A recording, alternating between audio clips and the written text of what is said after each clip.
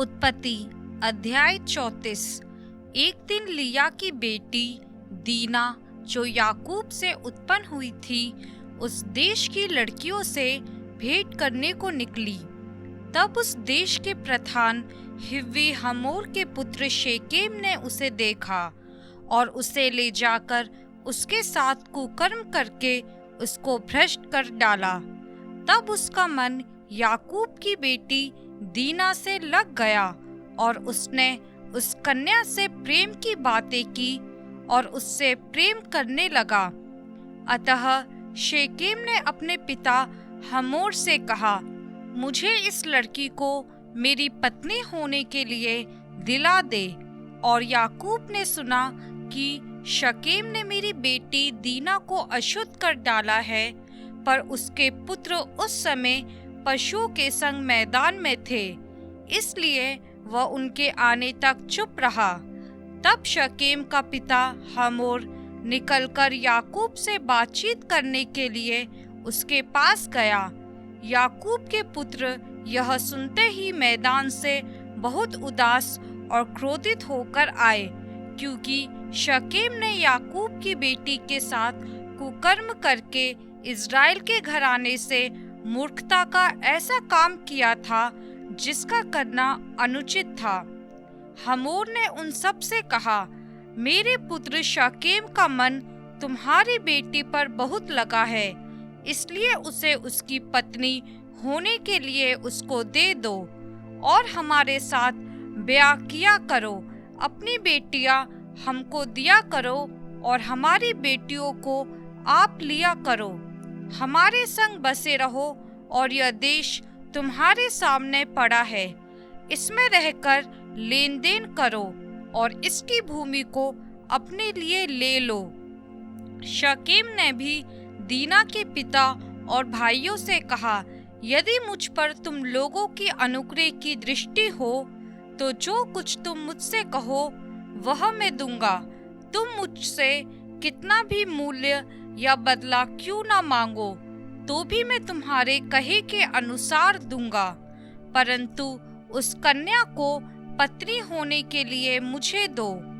तब यह सोचकर कि शकेम ने हमारी बहन दीना को अशुद्ध किया है, याकूब के पुत्रों ने शकेम और उसके पिता हमोर को छल के साथ यह उत्तर दिया, हम ऐसा काम नहीं कर सकते कि किसी खतना रहित पुरुष को अपनी बहन दे, क्योंकि इससे हमारी नामधराई होगी।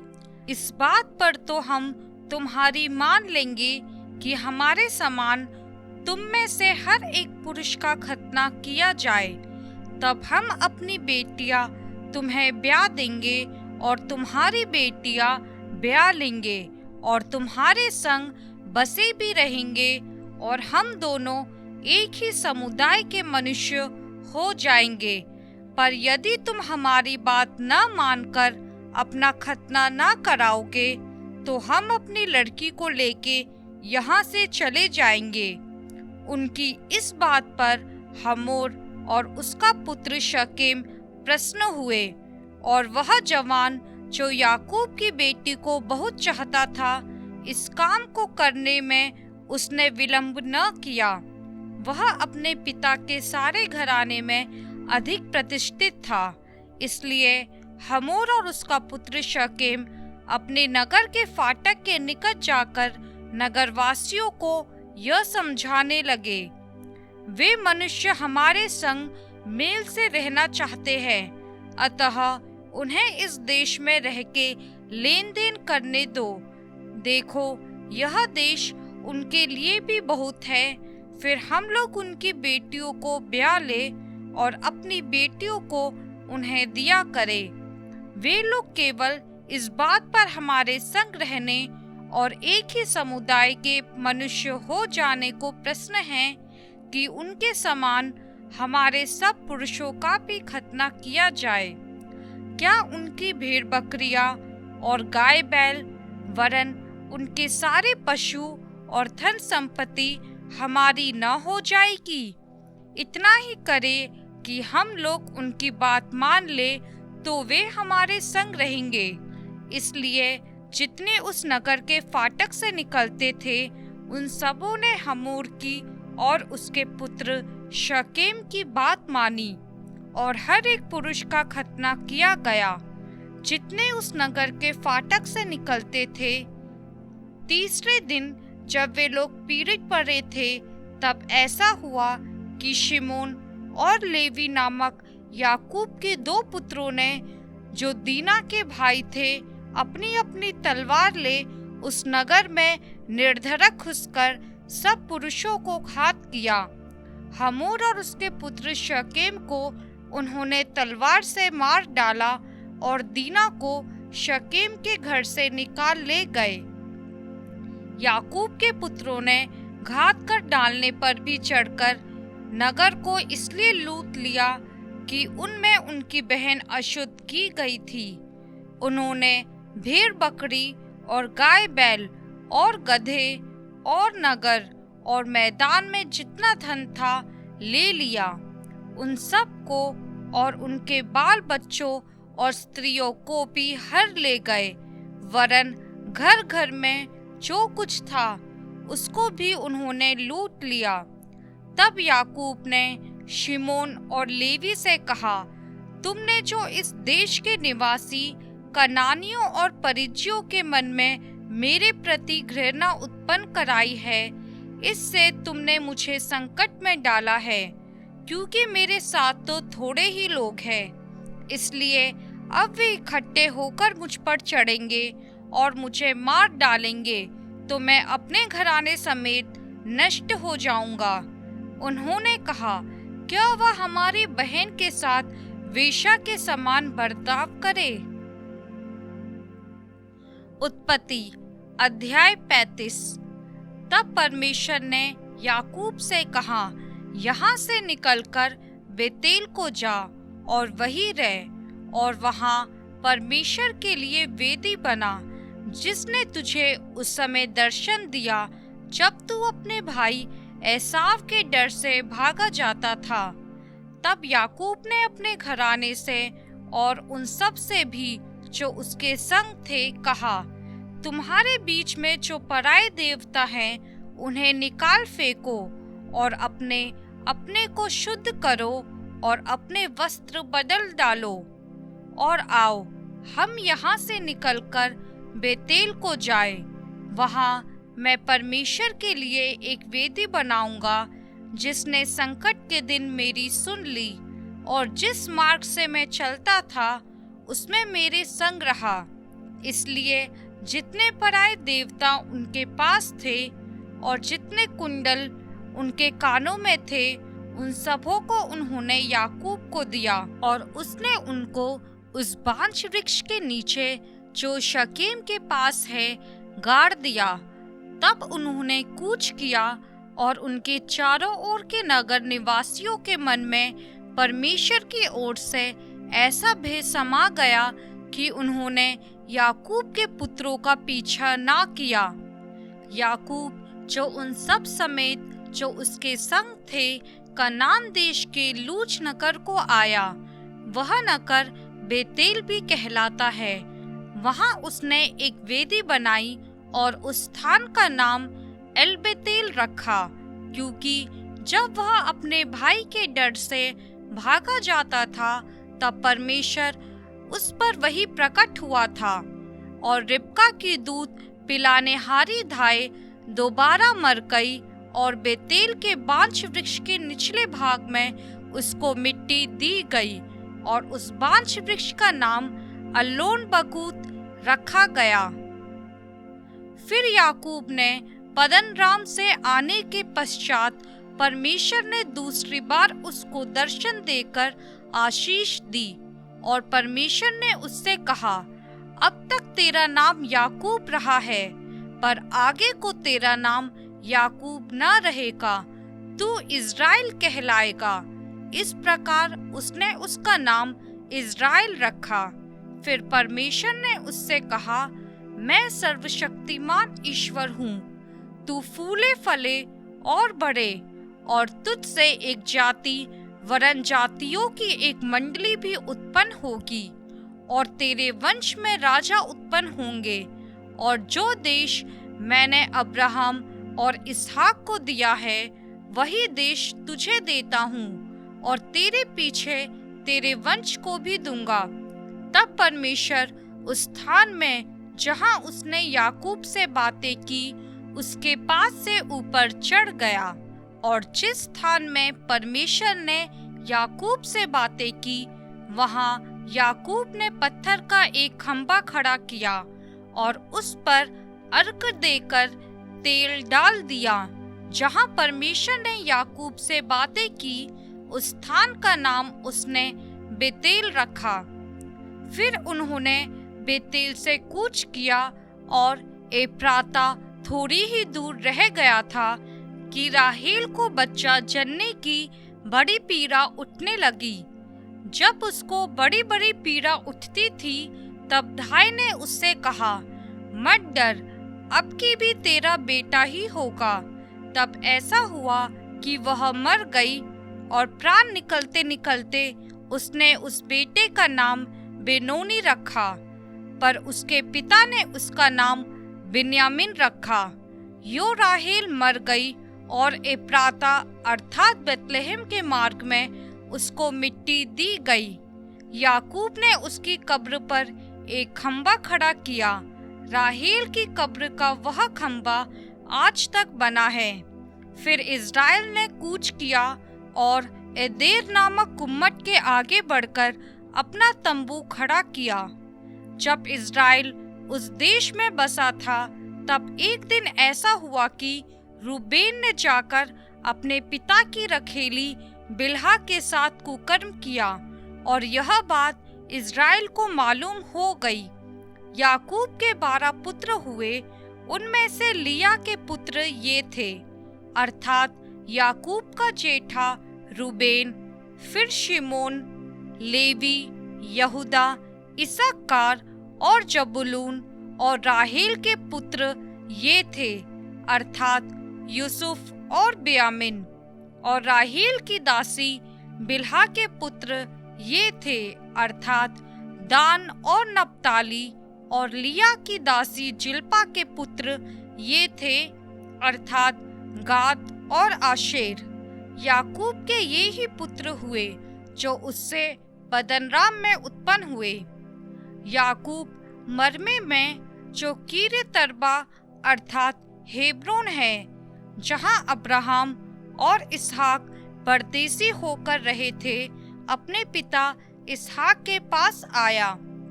इसहाक की आयु 180 वर्ष की हुई और इसहाक का प्राण छूट गया और वह मर गया, और वह बूढ़ा और पूरी आयु का होकर अपने लोगों में जा मिला, और उसके पुत्र एसाव और याकूब ने उसको मिट्टी दी।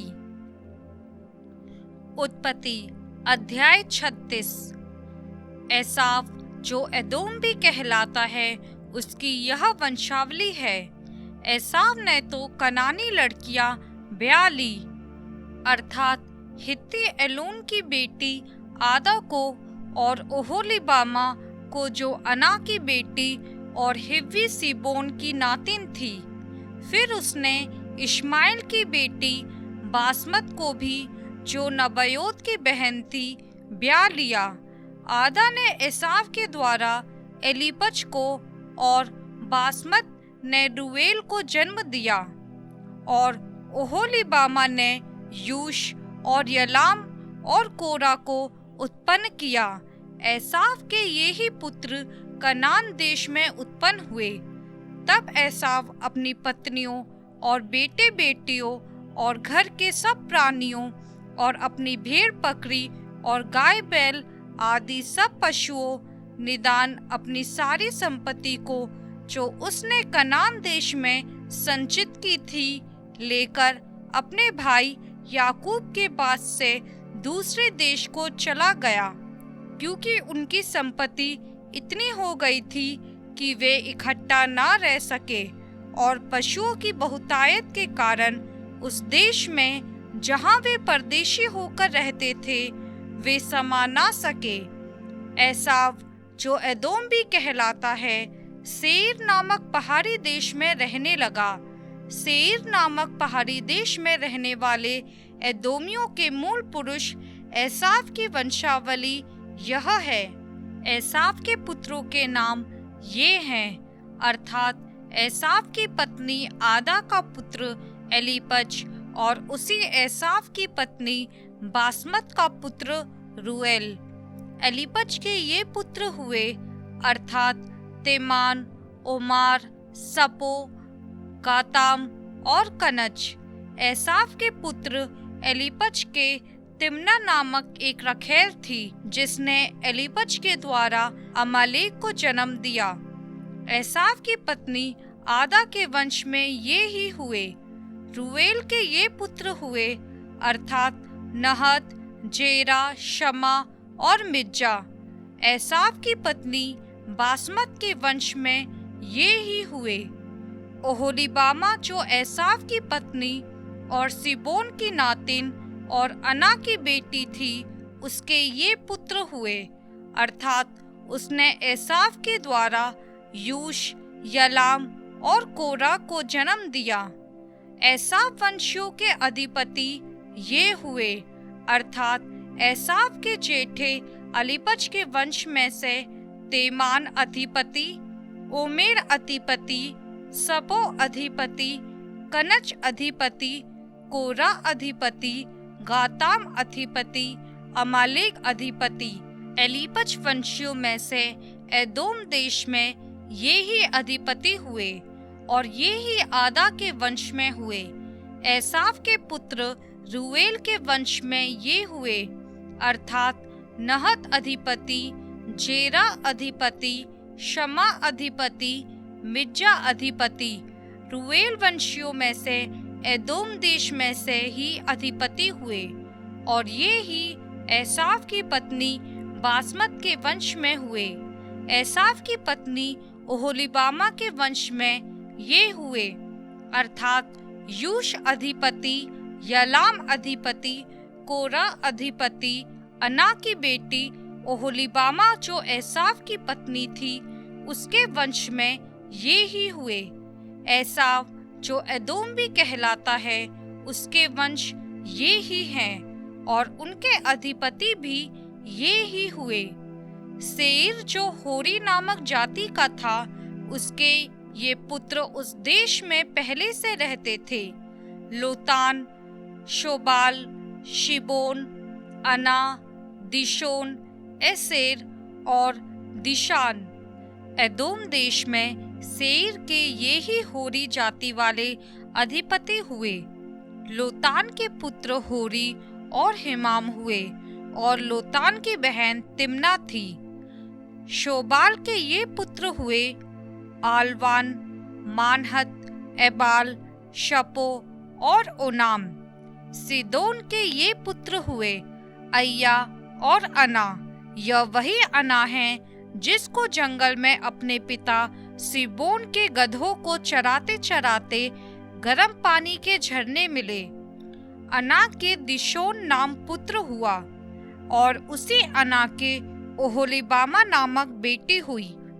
दिशोन के ये पुत्र हुए, हेमदान, एशबान, यित्रान और करान।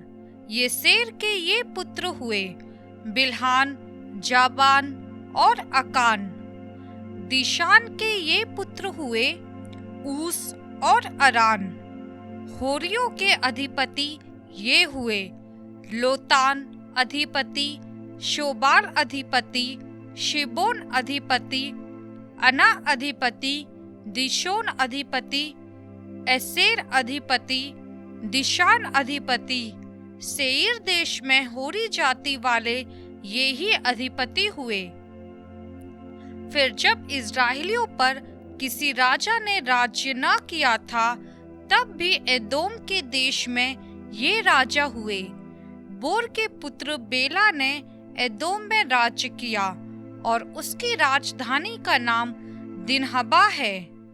बेला के मरने पर बोस्त्रा निवासी जेरा का पुत्र योबाब उसके स्थान पर राजा हुआ। योबाब के मरने पर तेमानियों के देश का निवासी हुशाम उसके स्थान पर राजा हुआ। फिर हुशाम के मरने पर बदद का पुत्र हदद उसके स्थान पर राजा हुआ। यह वही है जिसने मिधानियों को मोआब के देश में मार लिया और उसकी राजधानी का नाम अबीत है। हदद के मरने पर मस्त्रे का वासी समला उसके स्थान पर राजा हुआ। फिर समला के मरने पर शाऊल, जो महानद के तट वाले रहोबोत नगर का था, वह उसके स्थान पर राजा हुआ। शाऊल के मरने पर अकबोर का पुत्र बालहनान उसके स्थान पर राजा हुआ।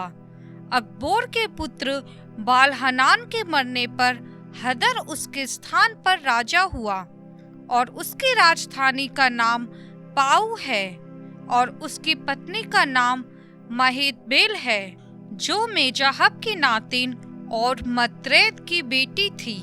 एसाव वंशियों के अधिपतियों के कुलों और स्थानों के अनुसार उनके नाम ये है: तिम्ना अधिपति, अल्बा अधिपति, येतेत अधिपति, ओहलीबामा अधिपति, एला अधिपति, पिनोन अधिपति, कनच अधिपति, तेमान अधिपति, मिप्सार अधिपति, मगदिएल अधिपति, ईराम अधिपति। एदोम वंशियों ने जो देश अपना कर लिया था, उसके निवास स्थानों में उनके ये ही अधिपति हुए। एदोमी जाति का मूल पुरुष एसाव है। उत्पत्ति अध्याय 37। याकूब तो कनान देश में रहता था, जहां उसका पिता परदेशी होकर रहा था। याकूब के वंश का वृत्तांत यह है: यूसुफ 17 वर्ष का होकर अपने भाइयों के संग भेड़ बकरियों को चराता था, और वह लड़का अपने पिता की पत्नी बिल्हा और जिल्पा के पुत्रों के संग रहा करता था और उनकी बुराइयों का समाचार अपने पिता के पास पहुंचाया करता था। इज़राइल अपने सब पुत्रों से बढ़ के यूसुफ से प्रीति रखता था, क्योंकि वह उसके बुढ़ापे का पुत्र था और उसने उसके लिए एक रंग बिरंगा अंगरखा बनवाया। परंतु जब उसके भाइयों ने देखा कि हमारा पिता हम सब भाइयों से अधिक उससे प्रीति रखता है, तब वे उससे बैर करने लगे और उसके साथ ठीक से बात भी नहीं करते थे। यूसुफ ने एक स्वप्न देखा और अपने भाइयों से उसका वर्णन किया। तब वे उससे और भी द्वेष करने लगे। उसने उनसे कहा, जो स्वप्न मैंने देखा है उसे सुनो। हम लोग खेत में पूले बांध रहे हैं और क्या देखता हूँ कि मेरा पूला उठकर सीधा खड़ा हो गया। तब तुम्हारे पूलों ने मेरे पूले को चारों तरफ से घेर लिया और उसे दंडवत किया। तब उसके भाइयों ने उससे कहा, क्या सचमुच तू हमारे ऊपर राज्य करेगा, या क्या सचमुच तू हम पर प्रभुता करेगा? इसलिए वे उसके स्वप्नों और उसकी बातों के कारण उससे और भी अधिक बैर करने लगे। फिर उसने एक और स्वप्न देखा और अपने भाइयों से उसका भी यो वर्णन किया। सुनो, मैंने एक और स्वप्न देखा है कि सूर्य और चंद्रमा और 11 तारे मुझे दंडवत कर रहे हैं। इस स्वप्न का उसने अपने पिता और भाइयों से वर्णन किया। तब उसके पिता ने उसको डांट कर कहा, यह कैसा स्वप्न है जो तूने देखा है? क्या सचमुच मैं और तेरी माता और तेरे भाई सब जाकर तेरे आके भूमि पर गिर के दंडवत करेंगे? उसके भाई उससे डाह करते थे, पर उसके पिता ने उसके उस वचन को स्मरण रखा। उसके भाई अपने पिता की भेड़ बकरियों को चराने के लिए शकेम को गए। तब इज़राइल ने यूसुफ से कहा, तेरे भाई शकेम ही में भेड़ बकरी चरा रहे होंगे, इसलिए जा, मैं तुझे उनके पास भेजता हूँ। उसने उससे कहा, जो आज्ञा, मैं हाजिर हूँ। उसने उससे कहा, जा, अपने भाइयों और भेड़ बकरियों का हाल देख आ कि वे कुशल से तो है, फिर मेरे पास समाचार ले आ। अतः उसने उसको हेब्रोन की तराई में विदा कर दिया और वह शकेम में आया। और एक मनुष्य ने उसको मैदान में इधर उधर भटकते हुए पाकर उससे पूछा, तू क्या ढूंढता है? उसने कहा, मैं अपने भाइयों को ढूंढता हूँ। कृपया मुझे बता कि वे भेड़ बकरियों को कहाँ चरा रहे हैं। उस मनुष्य ने कहा, वे यहाँ से चले गए हैं और मैंने उनको यह कहते सुना, आओ हम दोतान को चले। इसलिए यूसुफ अपने भाइयों के पीछे चला और दोतान में पाया। जो ही उन्होंने उसे दूर से आते देखा तो उसके निकट आने से पहले ही उसे मार डालने का षड्यंत्र रचा। और वे आपस में कहने लगे, देखो वह स्वप्न देखने वाला आ रहा है, इसलिए आओ हम उसको घात करके किसी गड्ढे में डाल दे और यह कह देंगे कि कोई बनेला पशु उसको खा गया। फिर हम देखेंगे कि उसके स्वप्नों का क्या फल होगा। यह सुन के रूबेन ने उसको उनके हाथ से बचाने के विचार से कहा, हम उसको प्राण से तो न मारे। फिर रूबेन ने उनसे कहा, लहू मत बहाओ, इसको जंगल के इस गड्ढे में डाल दो और उस पर हाथ मत उठाओ। वह उसको उनके हाथ से छुड़ाकर पिता के पास फिर पहुंचाना चाहता था। इसलिए ऐसा हुआ कि जब यूसुफ अपने भाइयों के पास पहुंचा, तब उन्होंने उसका रंग बिरंगा अंगरखा जिसे वह पहने हुए था उतार लिया और यूसुफ को उठाकर गड्ढे में डाल दिया। वह गड्ढा सूखा था और उसमें कुछ जल न था। तब वे रोटी खाने बैठ गए और आंखें उठाकर क्या देखा कि इश्माएलियों का एक दल ऊँटों पर सुगंध द्रव्य, बलसान और गंधरस लादे हुए गिलाद से मिस्र को चला जा रहा है। तब यहूदा ने अपने भाइयों से कहा, अपने भाई को घात करने और उसका खून छिपाने से क्या लाभ होगा? आओ हम उसे इश्माएलियों के हाथ बेच डाले और अपना हाथ उस पर ना उठाए, क्योंकि वह हमारा भाई और हमारी ही हड्डी और मांस है। और उसके भाइयों ने उसकी बात मान ली। तब मिद्यानी व्यापारी उधर से होकर उनके पास पहुँचे। अतः यूसुफ के भाइयों ने उसको उस गड्ढे में से खींच के बाहर निकाला और इश्माएलियों के हाथ चांदी के 20 टुकड़ों में बेच दिया और वे यूसुफ को मिस्र ले गए। रूबेन ने गड्ढे पर लौटकर क्या देखा कि यूसुफ गड्ढे में नहीं है, इसलिए उसने अपने वस्त्र फाड़े और अपने भाइयों के पास लौटकर कहने लगा, लड़का तो नहीं है, अब मैं किधर जाऊं? तब उन्होंने यूसुफ का अंगरखा लिया और एक बकरे को मार के उसके लहू में उसे डुबा दिया।